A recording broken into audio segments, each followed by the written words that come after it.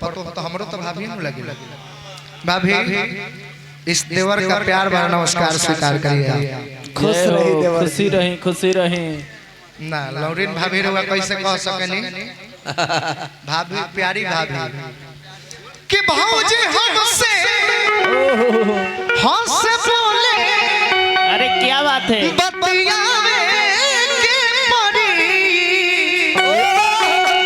एक दिन देवर दिल देवरो संगे तोहरा लगावे के परी।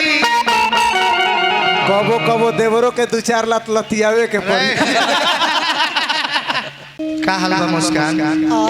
का मुस्कान बड़ा देर बाद तारे एंट्री भइल ह तो तारा संगे प्रदर्शन तो हमारा अधूरे जाय दी छोड़ी ने हमारे ऊपर हवाला लगा दी। काहे के हम देखत न कि प्रदुमन भाई अपन दुआर कह कह के 1.5 घंटा हुआर खानी चिल्लाते रहबे ले 3 घंटा ले आ केहू टोकतो बाकी दे जी समय हो गई त कहत है अपन दुआर है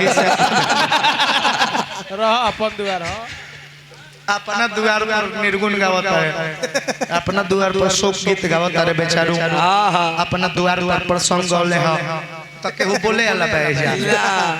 चलो भाई धन बड़ा अपना द्वार ये प्रदर्शन से आज हम बहुत प्रसन्न अति खुश भइने हैं। एने आवो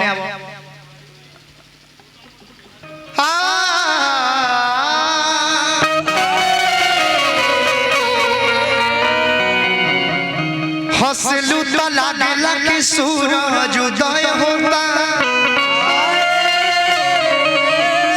सूरज उदय होता अच्छा कि हंसलू तो लागेला कि सूरज उदय होता।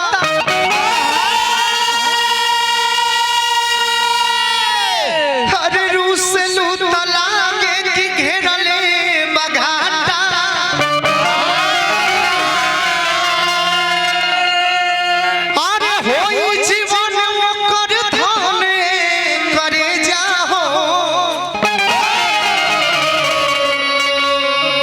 कनिया बन के घर जेकरा सन बुझा के आटा। हमें को बड़ा सुंदर अब साल होली गौले बने जौना होली में देवर भौजाई एगो साली के संवाद बा और उम्मीद बा कि हद से ज्यादा वो पसंद आई। वह चेहरा नूरानी उहे गावता बिल्कुल। हजार रुपया पुरस्कार हमारे भाभी लोग दिहलस दिल से प्रणाम आशीर्वाद का प्रतीक्षा। बिहार पुलिस से बनी है क्या? अरे भाई बहुत सुंदर प्रणाम आशीर्वाद। खुश रह बेटा।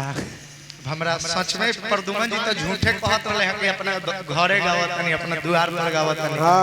ई अपना द्वार पर के प्रोग्राम है प्रदुमन। हां देखो भाई बोला है एको केहू भाभी चाहे केहू चाची चाहे कोई पैसा देलक हम उसे केहू जाय दी छोड़ दी छुतहर बारे ई अपने द्वार है। हां ओही से मिलत अब यहां के राउर माताजी हमरो माताजी बाजी। हां हमनी के द्वार ना हका जी फुआ के भतीजा की ओर से 500 रुपया। देखो ई ओरिजिनल द्वार का प्रोग्राम है। जब घर के लेडीज लोग यानी चाची हो खस भाभी हो खस माई हो खस दादी हो खस ई लोग पैसा जब देवे लगेला और ई लोग के अच्छा लगे तो समझ के द्वार का प्रोग्राम है। 4 गो लुहेरा जुटा ले तरह कह तरह द्वार के सॉरी हैं